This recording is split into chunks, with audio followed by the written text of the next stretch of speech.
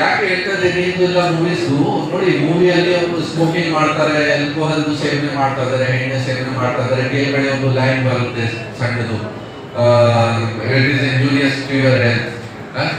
ಆಮೇಲೆ ಈಗ government policies ಈ ತರ ಆಗಿದೆ, ಸಿಗರೇಟ್ ಪ್ಯಾಕೆಟ್ ಇದೆ, ತಂಬಾಕುದು ಪ್ಯಾಕೆಟ್ ಇದೆ, ಕಂಪಲ್ಸರಿ ಮಾಡಿಬಿಟ್ಟಿದ್ದಾರೆ. 90% ಅದು ಕ್ಯಾನ್ಸರ್ದು ಫೋಟೋ ಹಾಕಬೇಕು ಸಿಗರೇಟ್ ಪ್ಯಾಕೆಟ್ ಅಲ್ಲಿ ಅಲ್ವಾ.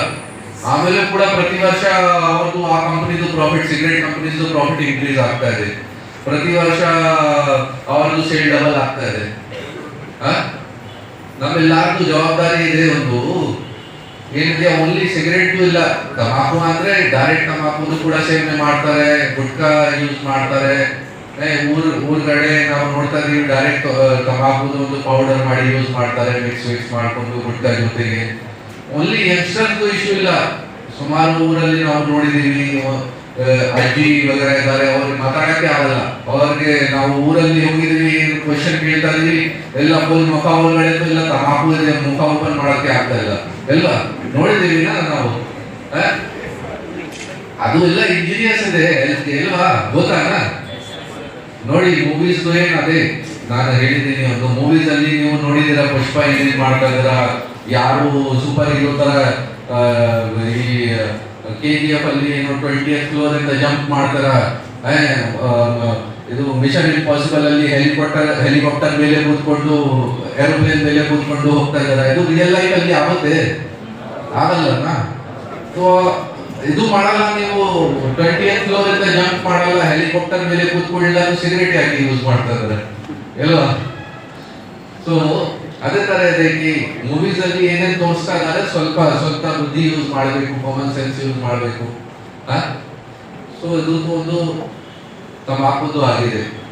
ಆಮೇಲೆ ಈಗ ಎಲ್ಲರೂ ಇವತ್ತು ಪ್ಲೇಜ್ ಮಾಡಿ ಒಂದು ಈ ತಂಬಾಕು ಸೇವನೆ ನೀವು ಕೂಡ ಮಾಡಬಾರ್ದು, ಮತ್ತೆ ನಿಮ್ ಮುಂದೆ ಯಾರು ಮಾಡ್ತಾರೆ ಅದನ್ನು ಕೂಡ ಸ್ಟಾಪ್ ಮಾಡಬೇಕು. ಇನ್ನೊಂದು ದೊಡ್ಡ ಸಮಸ್ಯೆ ಇದೆ ಪ್ಯಾಸಿವ್ ಸ್ಮೋಕಿಂಗ್.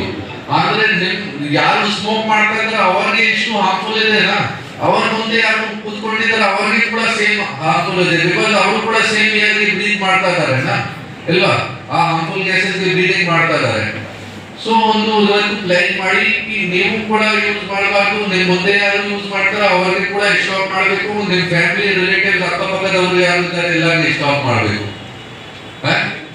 ಇದು ಯಾಕೆ ಹೇಳ್ತಾ ಇದ್ದೀನಿ, ನಾನು ಹೇಳಿದ್ದೀನಿ, B A responsible citizen, B a law abiding citizen. Because ಈಗ ನೀವು ಮೆಚ್ಯೂರ್ ಇಲ್ಲ, ಎಲ್ಲರೂ ಮೆಚ್ಯೂರ್ ಆಗಿದ್ದಾರೆ ನೋಡಿ, ಎಲ್ಲರಿಗೂ ಗ್ರಾಜುಯೇಷನ್ ಆಗಿದೆ.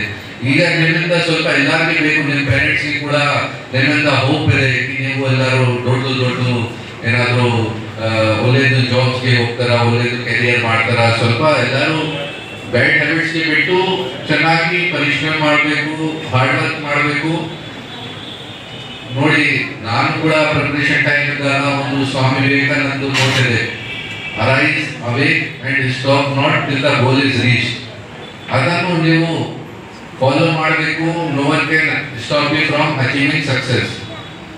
ಜೊತೆಗೆ ನಾವು ಕಾನೂನು ವಿಚಾರ ಬಗ್ಗೆ ಮಾತಾಡಿದ್ದೀವಿ. ಈ ತರ ಇಲಾಖೆಯಲ್ಲಿ ನೋಡಿ, ನಾನು ಪೊಲೀಸ್ ಇಲಾಖೆಯಲ್ಲಿ ಇದ್ದೀನಿ, SP ಇದ್ದೀನಿ, ಈ ಕಾರಣ ಬಗ್ಗೆ ಕಾನೂನು ವಿಚಾರ ಬಗ್ಗೆ ಮಾತಾಡ್ತಾ ಇಲ್ಲ. It is for everyone. ನೋಡಿ, ನಾವು ಓದಿದೀವಿ, ಗ್ರಾಜುಯೇಷನ್ ಆಗಿದೆ, ಆಮೇಲೆ ಕೂಡ ಮೆಚುರಿಟಿ ಬರಲ್ಲ, ಕಾನೂನು ಬಗ್ಗೆ ಗೊತ್ತಿಲ್ಲ, ರೆಸ್ಪಾನ್ಸಿಬಿಲಿಟಿ ಬರಲ್ಲ. ಹೇಗೆ ತರ ಗ್ರಾಜುಯೇಷನ್ ಆಗಿದೆ? It is not graduation in true sense ಇಲ್ಲ. ಸೊ ಇವತ್ತು ಗ್ರಾಜುಯೇಷನ್ ಆಗಿದೆ, ಅದನ್ನು ಟ್ರೂ ಸೆನ್ಸ್ಗೆ ಹೇಗೆ ಅದು ಕಾಣಿಸುತ್ತೆ? ನೀವು ಎಲ್ಲರೂ ರೆಸ್ಪಾನ್ಸಿಬಲ್ ಆಗಿ, ಒಂದು ರೆಸ್ಪಾನ್ಸಿಬಲ್ ಸಿಟಿಸನ್ ಆಗಿ, ಲಾ ಅಬೈಡಿಂಗ್ ಸಿಟಿಸನ್ ಆಗಿ ಇರಬೇಕು. ಓಕೆ.